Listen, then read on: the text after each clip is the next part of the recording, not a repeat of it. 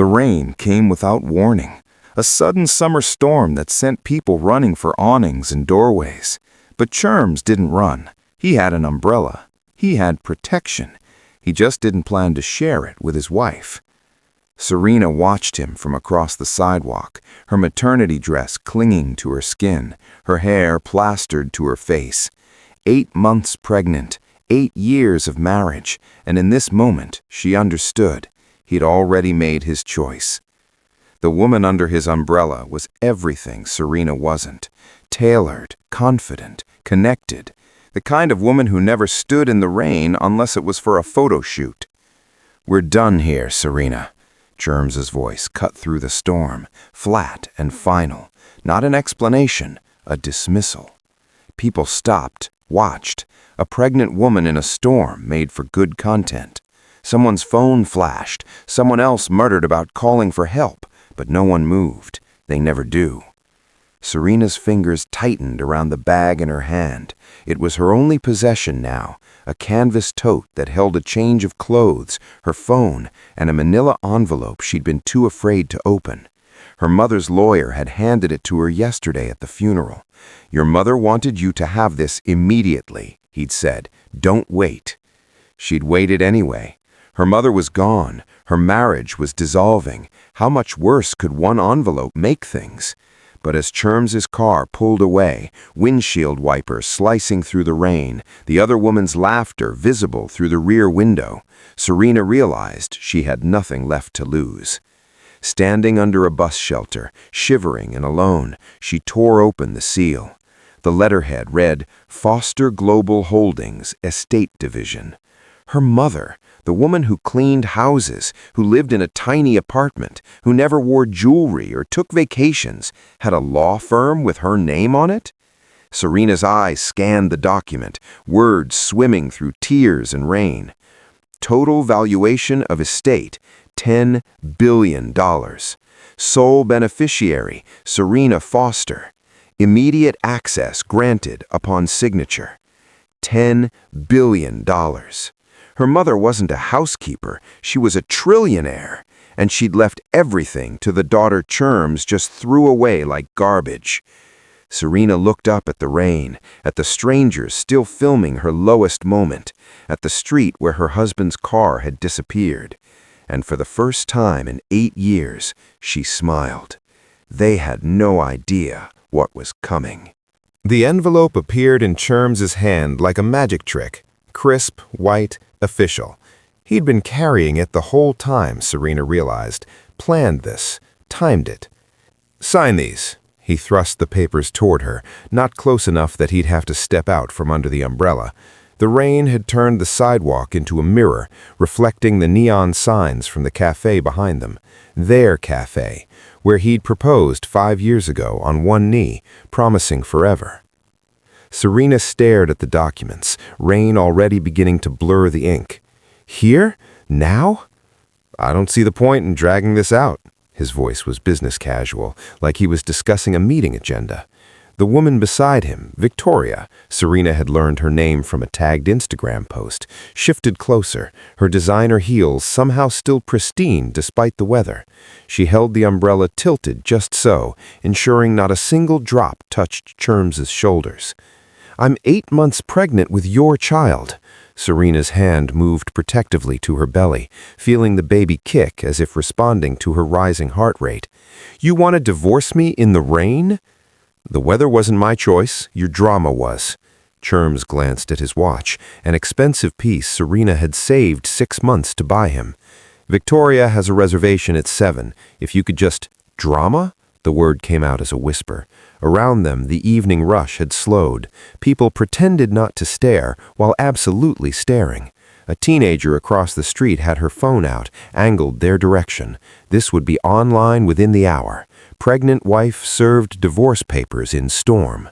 The algorithm would eat it alive. "You knew this was coming, Serena. We've been unhappy for months." "You've been unhappy." She took the papers with shaking hands, water immediately soaking through the first page. "I've been planning a nursery." Victoria made a small noise, sympathy or impatience, impossible to tell. She was beautiful in that effortless way money could buy. Perfect skin, perfect hair, perfect life. Everything Cherms apparently wanted, and Serena apparently wasn't. "There's a pen clipped to the back." Cherms nodded toward the envelope. "Sign the last page. My lawyer already handled everything. You'll get the apartment through the end of the month. After that, there's a women's shelter on—" "A shelter?" Serena looked up at him, really looked at him. When had his eyes become so cold? Or had they always been this way and she'd just been too in love to notice? "You don't have family, no job. I'm being generous, giving you 30 days. He shifted his weight, and Victoria immediately adjusted the umbrella to keep him covered. The synchronization was practiced. How long had this been going on? "Sign the papers, Serena." His tone had shifted from casual to irritated. "I'd like to move on with my life." The rain pounded harder. Serena's pink dress clung to her like a second skin, heavy and cold. Her canvas bag dug into her shoulder, the bag with her mother's envelope still inside, still unopened, still containing secrets she couldn't yet comprehend. The envelope crinkled under her touch. Serena had forgotten about it in the chaos. Her mother's lawyer had pressed it into her hands yesterday at the funeral home, if you could call 20 people in a funeral home chapel a service. Her mother was quiet in life. She was quiet in death, too. "Your mother insisted you receive this immediately upon her passing," the lawyer had said. He was young, expensive-looking, the kind of attorney her mother shouldn't have been able to afford. She was very specific about the timing. Serena pulled the envelope from her bag now, surprised to find it mostly dry, protected by the spare clothes she'd packed above it. The seal was gold, actual gold foil, embossed with letters FGH. Her mother's initials were SF. What was FGH? She tore it open. The first thing she saw was her mother's handwriting, shaky from the illness that had taken her, but still unmistakably hers. The paper was thick, expensive, not the drugstore notebook paper her mother had used for grocery lists. "My dearest Serena, if you're reading this, I'm gone. And you're probably scared. You were always scared of being too much, of asking for too much, of wanting too much. I taught you that fear, and I'm sorry. You were never poor, my daughter. You were being tested." Serena's breath caught. What did that mean? "The woman you knew as your mother was a role I played. The houses I cleaned belonged to me. The apartments I scrubbed were investments in my portfolio. I lived small because I wanted you to understand what mattered before you understood what money could buy. I was born Sophia Foster. I built Foster Global Holdings from nothing. And now, my love, it's yours." The letter continued, but Serena couldn't see the words through her tears. She flipped to the second page, legal documents, account numbers, letterhead that read Foster Global Holdings, Estate Division. At the bottom, in bold print, total asset valuation, $10 billion. A bus pulled up, doors hissing open. The driver looked at her expectantly. Serena didn't move, couldn't move. Across the street, a Tesla drove past, black, sleek, expensive, just like Cherms' car. She started laughing. The address in her mother's letter led to a building Serena had walked past 1,000 times without really seeing. Glass and steel, 40 stories, the kind of corporate tower that was designed to be invisible through sheer wealth. No flashy signs, no advertisements, just a single brass plate by the entrance. Foster Global Holdings, private offices. The security guard took one look at her, still damp, still wearing the pink dress, still visibly pregnant, and reached for his radio, probably to call for an escort out. "Serena Foster," she said, surprised by how steady her voice sounded. "I have an appointment." She didn't, technically, but the letter had included a phone number and the words, "Call any time, day or night. They're expecting you." The guard's expression shifted as he checked his tablet. His eyes widened slightly. "Of course, Miss Foster. Top floor. The private elevator is to your left." The elevator required a key card she didn't have, but the guard produced one immediately, handing it to her like it was made of crystal. "This is yours now. It accesses all FGH properties worldwide." The ride up was silent except for the whisper of expensive machinery. Serena watched the numbers climb, 20, 30, 40. The doors opened directly into a reception area that looked like it belonged in a museum. Original artwork on the walls, marble floors that probably cost more than Cherms' apartment. A woman in a tailored suit approached immediately. "Miss Foster, we've been waiting for you. I'm Jennifer Chen, senior partner. Your mother spoke of you often." "She did?" Serena couldn't imagine her mother, who barely spoke at all, discussing her with lawyers in suits. Constantly. Jennifer's smile was warm, genuine. She was incredibly proud. "Please, follow me." They walked through corridors lined with closed doors, each marked with department names Serena didn't understand. Real estate acquisition, pharmaceutical holdings, technology ventures. At the end of the hall, a biometric scanner blinked green as Jennifer approached. "We call this the vault," Jennifer said as the door swung open. "Your mother designed it herself. She valued privacy above all else." The room beyond was windowless, soundproof, and contained a single conference table. 3 other lawyers sat waiting, each with stacks of documents arranged with mathematical precision. "Miss Foster, what we're about to show you represents 35 years of your mother's work. She started with nothing, a single cleaning contract, and built an empire through strategic investments that most hedge fund managers would kill to understand."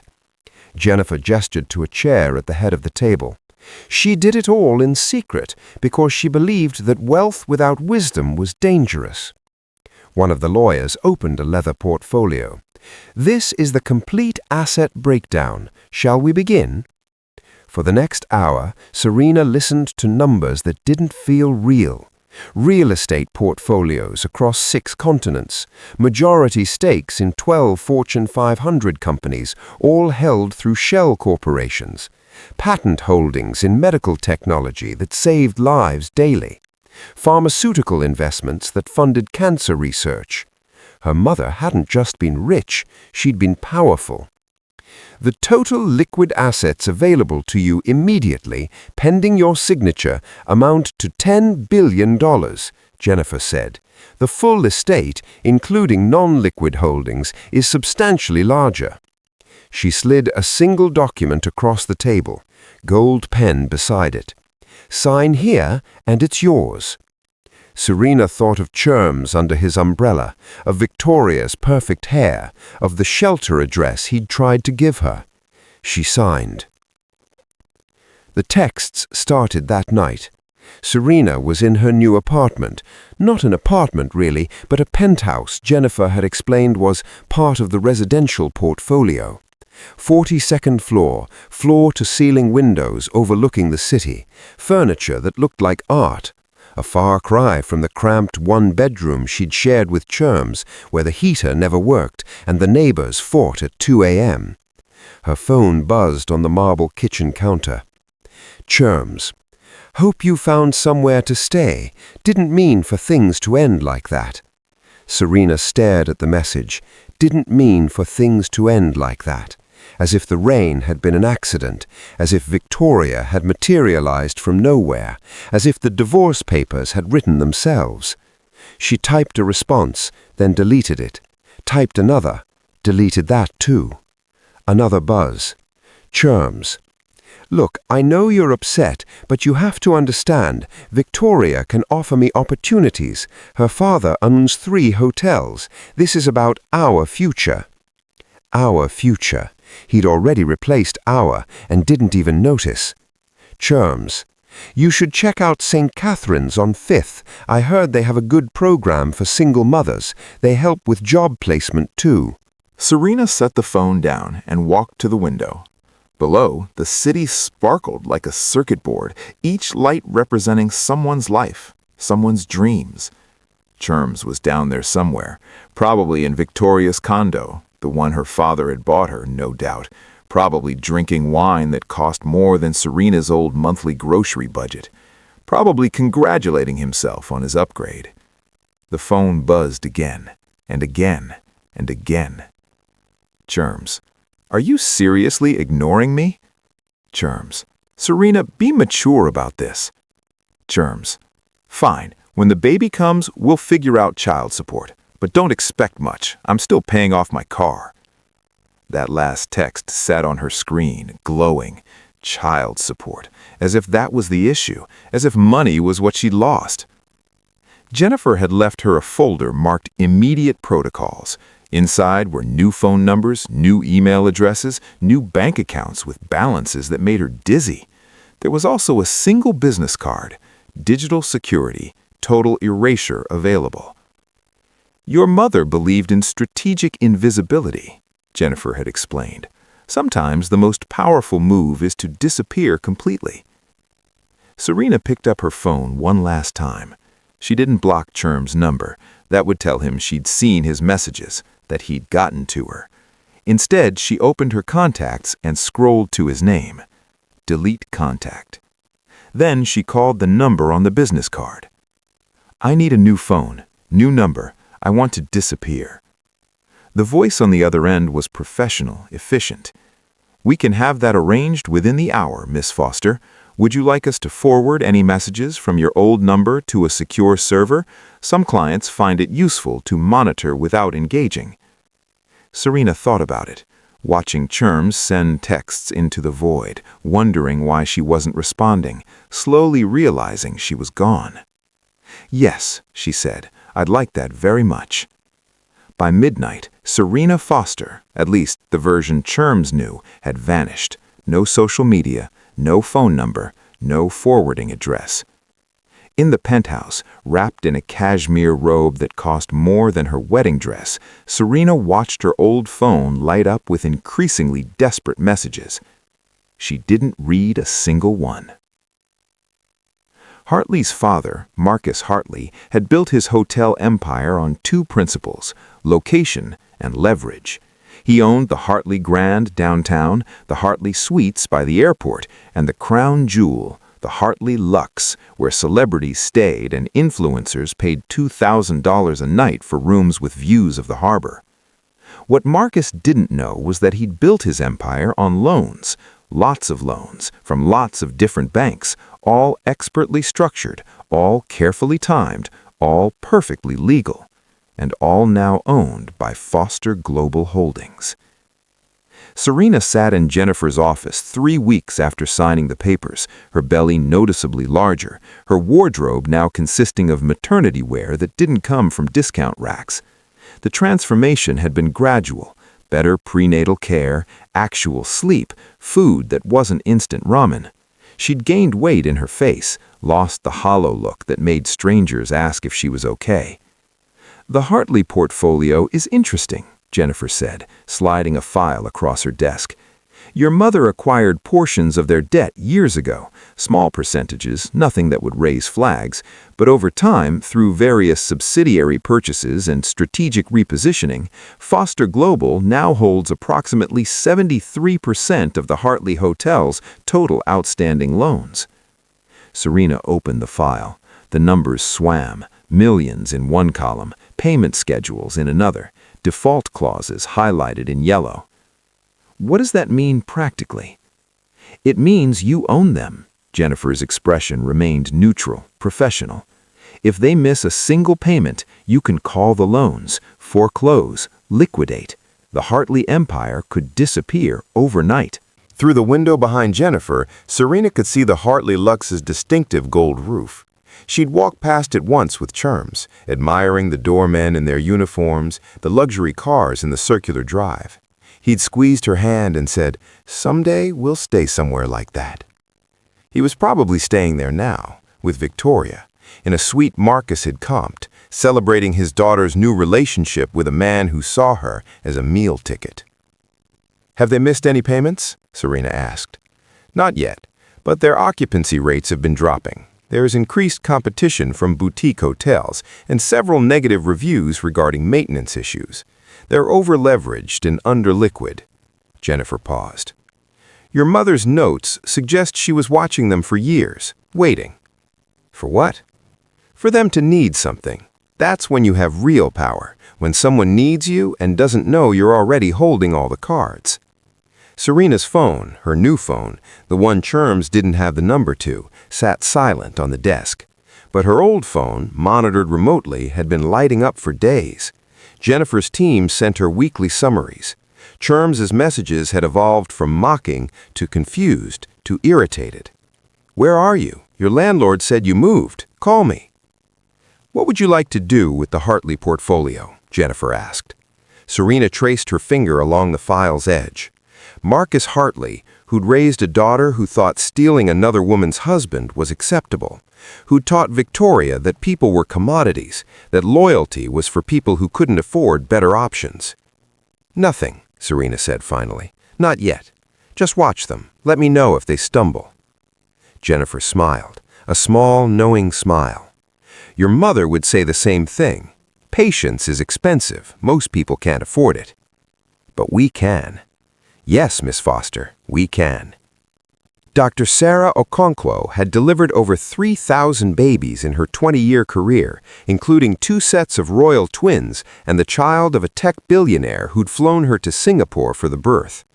When Jennifer Ken called, requesting her services, she'd almost said no. Her calendar was booked 18 months out. Then Jennifer mentioned the name Foster. You're Sophia's daughter, Dr. Okonkwo said when they met, her eyes softening in a way that seemed impossible for someone so precisely professional. She saved my research program 10 years ago. Anonymous donation. I didn't know it was her until after she passed. They were in Dr. Okonkwo's private clinic, not a hospital, but a medical facility that looked more like a spa. Soft lighting, original artwork, rooms designed for comfort rather than efficiency. You learned that when you had unlimited resources, medicine becomes something entirely different.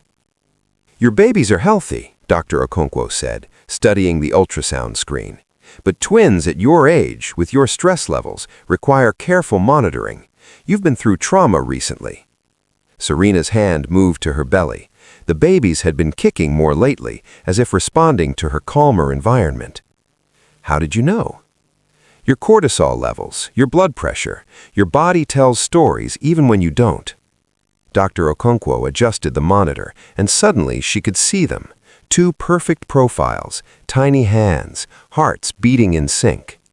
They're fighters, these 2, but they need their mother to stop fighting for a while. I don't know how to do that.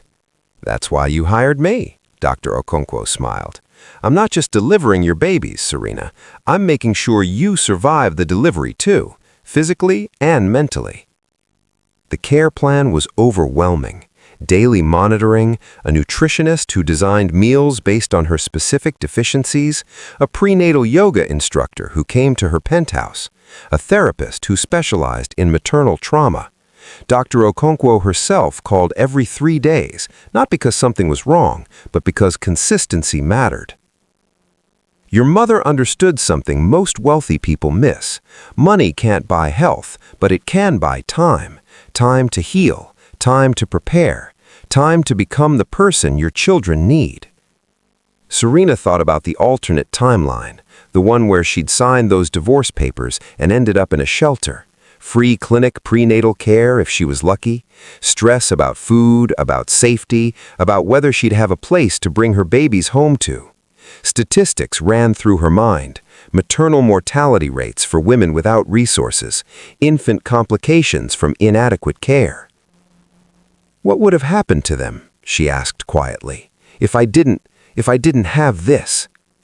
Dr. Okonkwo's expression grew serious.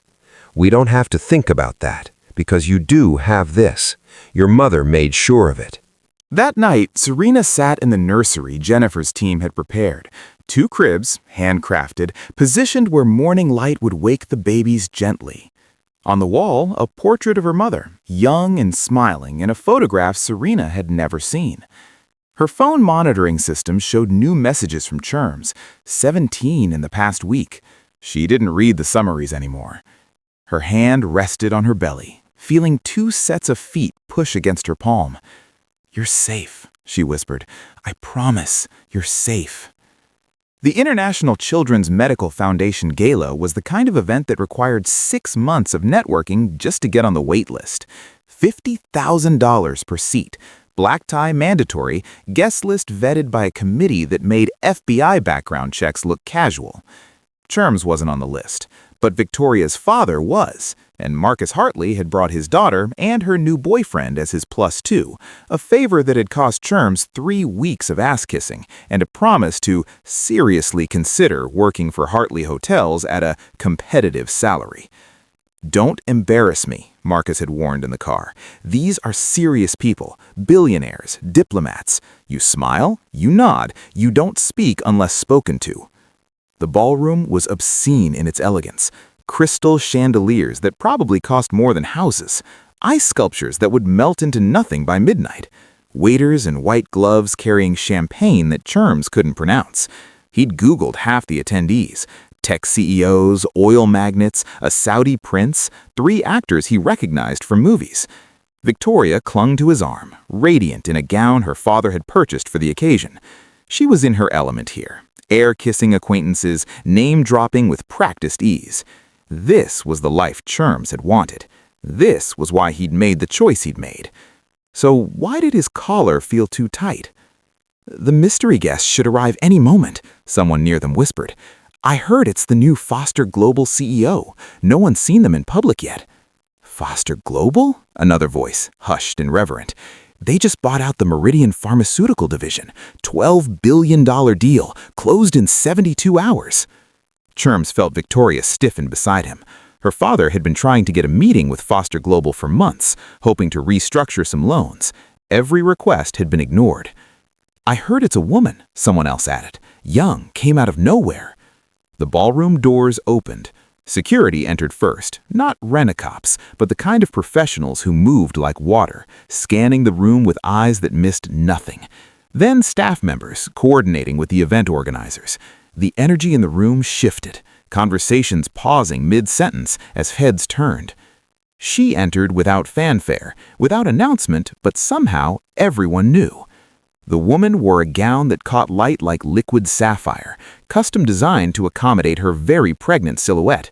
Her hair, which Cherms remembered as perpetually pulled into a messy bun, now fell in waves that must have taken hours to perfect. Diamonds at her throat, real ones, the kind that had insurance policies and armed guards. But it was her face that made Cherms's champagne glass slip from his fingers. The crash of crystal on marble echoed through the sudden silence. Serena, his Serena, who he'd left in the rain, who he'd sent shelter addresses to, who disappeared without a trace, walked into the ballroom like she owned it. Which Cherms would learn in approximately 45 seconds when the MC took the microphone. She essentially did. Foster Global was the evening's platinum sponsor, $100 million donated to children's medical research. From the woman he told to find a shelter. Victoria's grip on his arm had become painful. "Cherms," she hissed, "isn't that—" "No," he said automatically, though his voice sounded distant, strangled. But Serena's eyes found his across the ballroom, held for just a moment, and the slight smile that crossed her lips confirmed everything. She'd been here all along, waiting. Cherms couldn't move. His feet had forgotten how to work, his brain struggling to reconcile the woman across the ballroom with the one he'd abandoned on a rain-soaked sidewalk 2 months ago. This couldn't be Serena. Serena wore discount store dresses and apologized for existing. Serena flinched when waiters asked for her order. Serena was small, forgettable, easy to leave behind. This woman commanded gravity. "I need to," he started, but Victoria's natural nails dug into his forearm. "Don't you dare," she whispered, her smile frozen in place for the watching crowd. "My father is looking at you. If you cause a scene—" But Cherms was already moving, pulled forward by something between disbelief and desperate need to understand. He wove through clusters of tuxedos and gowns, past waitstaff who stepped aside automatically, toward the woman who couldn't possibly be his ex-wife. She was speaking with the Saudi prince, her posture relaxed, confident, laughing at something he said. When had Serena ever laughed like that? Free and genuine?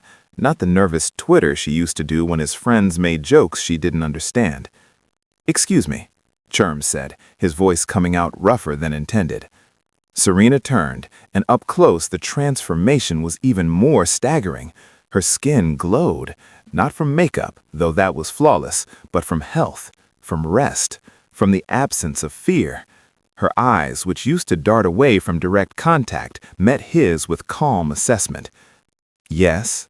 Her tone was polite, distant, the voice you use with a stranger. "Serena, it's me, Cherms." Something flickered across her expression, amusement maybe, or pity. "I'm sorry, have we met?" The prince beside her chuckled. "Miss Foster, you have an admirer, it seems." Miss Foster. The name hit Cherms like cold water. Foster Global, the mystery CEO, the anonymous trillionaire buying up companies like chess pieces. Cherms's throat felt tight. Around them he could feel eyes turning, phones subtly angling. This was going to be online. This was going to be everywhere. "We were married." "Were we?" Serena tilted her head, and the diamond necklace at her throat caught the light. Cherms recognized the gesture. She used to do it when she was thinking, but everything else about her was foreign. "I'm afraid I don't remember. I meet so many people." "Serena, please, I don't understand what's happening. Where have you been? I've been trying to reach you for weeks." "Have you?" She glanced at her assistant, a sharp-looking woman in black who'd appeared at her elbow.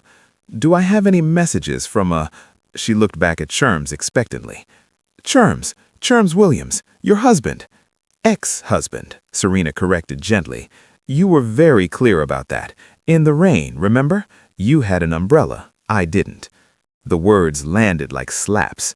Around them, the crowd had gone quiet, that particular kind of silence that meant everyone was listening while pretending not to. "I didn't know," Cherms said, and he could hear the pleading in his voice, hated himself for it, but couldn't stop. "About all this, about your mother, about the money. If I'd known." "If you'd known what?" Serena's expression remained pleasant, almost kind, but her eyes had gone cold. "You would have stayed?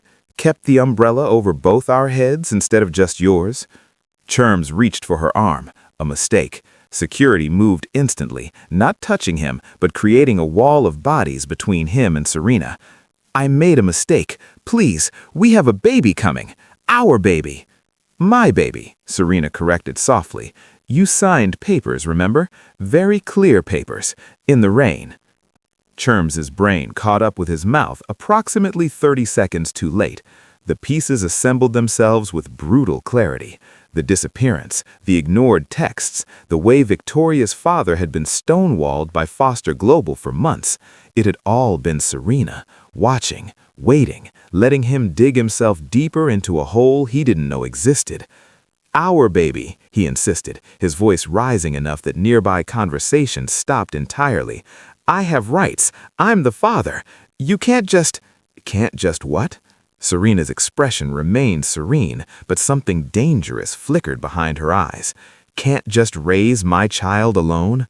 I believe you were quite clear about your intentions. Something about child support when you could afford it, after your car payments?" Someone in the crowd gasped. Phones were definitely out now, no longer settle. This was tomorrow's headline, maybe tonight's, depending on who had the best connection. That was before I understood the situation." Cherms could feel sweat gathering at his collar despite the ballroom's perfect climate control. "I made a mistake, a terrible mistake, but I'm still the father. I want to be involved. I want to—" "Want to what, exactly?" Serena's assistant had moved closer, holding a leather portfolio that looked ominously official. "Want to be a father or want access to a $10 billion trust fund?" "That's not— I love my child. I want to be there, for doctor's appointments, for the birth, for everything." He was grasping now, trying to remember articles he'd skimmed about father's rights.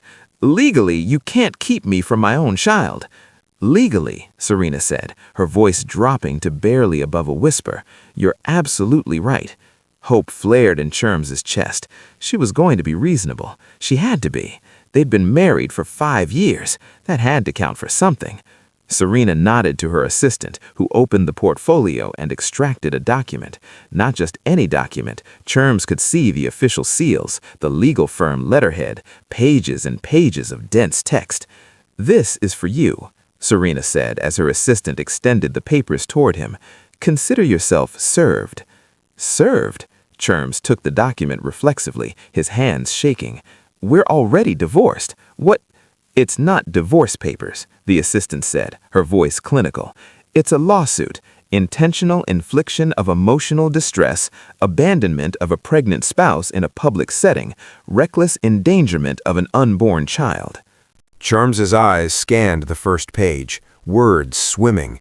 Defamation, emotional damages, punitive damages, compensatory damages. At the bottom, a number that made his vision blur. $50 million. $50 million?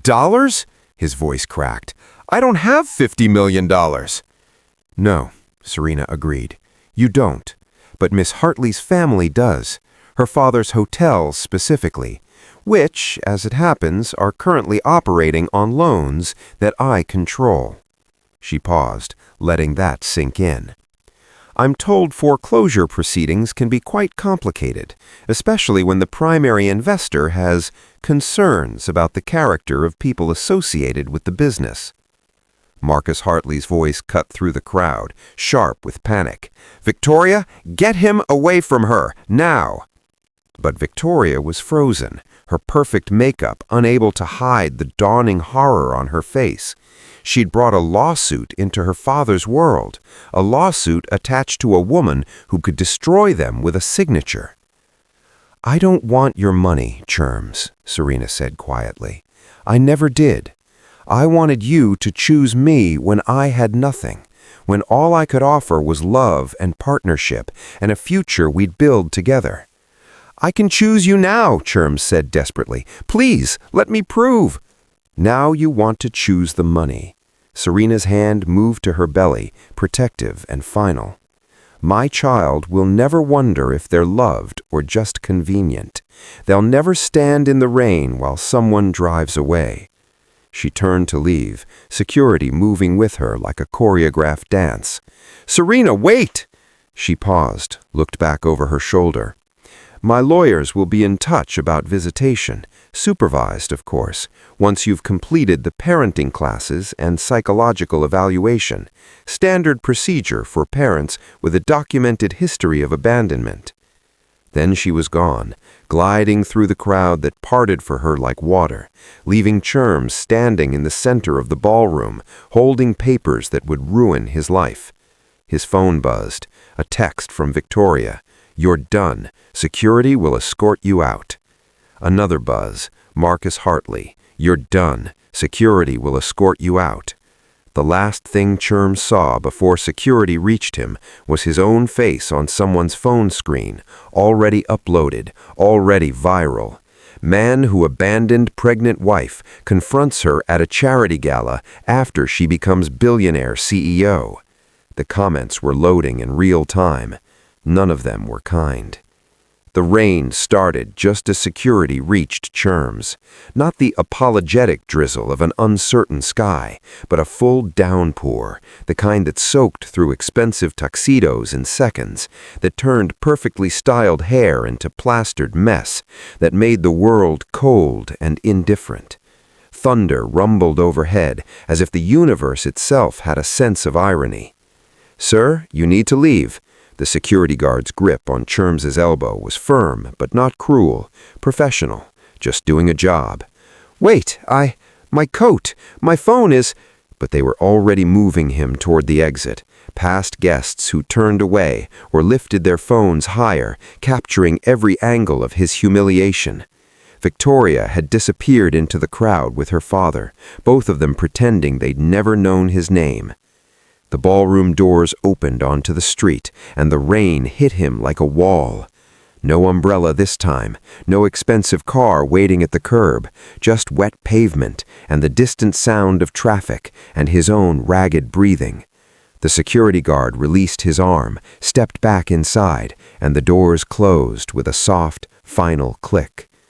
Cherms stood there, lawsuit papers already going soggy in his hands, watching ink blur and run. $50 million. His career finished.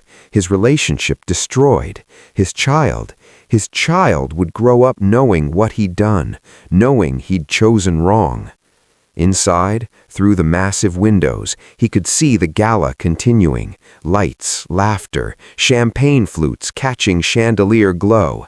And there, framed in one of the upper windows, was Serena.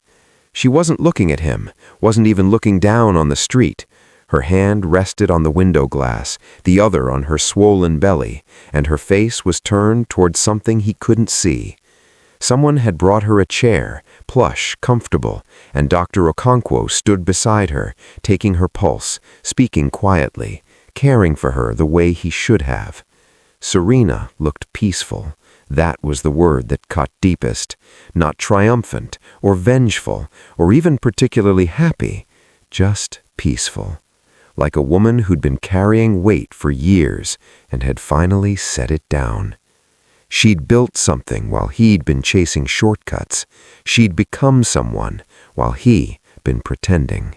A taxi splashed past, soaking Cherms' shoes.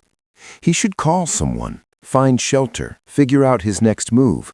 But he couldn't stop staring at that window, at the woman he'd thrown away standing in the warm light, surrounded by people who valued her. Thunder cracked overhead. Cherms turned up his collar, useless against this kind of rain, and started walking.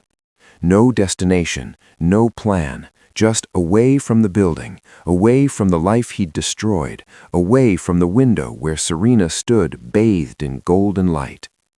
Inside, Serena felt the baby kick, strong, healthy, right on schedule according to Dr. Okonkwo's latest check. Outside the window, the rain fell on empty streets, washing everything clean. "Are you all right?" Jennifer appeared at her elbow, offering sparkling water in a crystal glass. That must have been difficult. "No," Serena said honestly. She took the glass, felt its cool weight in her palm. It was necessary. "Your mother would be proud." Serena looked at the portrait they'd hung in the ballroom for tonight's event. Her mother, young and fierce, back when she was still building her empire in secret. Back when she was still teaching her daughter that real power wasn't about being seen, it was about being underestimated and then proving everyone wrong. "I already knew," Serena said softly. "That's why she waited, why she made me wait. I had to understand what I was worth before I could inherit what she'd built." Dr. Okonkwo checked her watch. "You should rest soon. Big day tomorrow. Final preparations before the twins arrive." Twins. 2 heartbeats. 2 futures. 2 children who would never stand in the rain, wondering if they were enough. Serena placed her hand against the window one last time, feeling the cool glass, the vibration of thunder, the rhythm of rain against buildings that her mother had purchased decades ago. The storm would pass. It always did. "I'm ready," she said, and she was talking about more than just tomorrow. She was ready for the empire, ready for motherhood, ready for a life built on her own terms, where umbrellas weren't weapons, and love wasn't conditional, and wealth was a tool for building rather than a prize for taking. Outside, the rain continued, but inside, surrounded by light and safety and people who'd chosen to stand beside her, Serena Foster finally felt warm. The storm had passed, and she had survived it stronger than anyone, including herself, had ever imagined possible.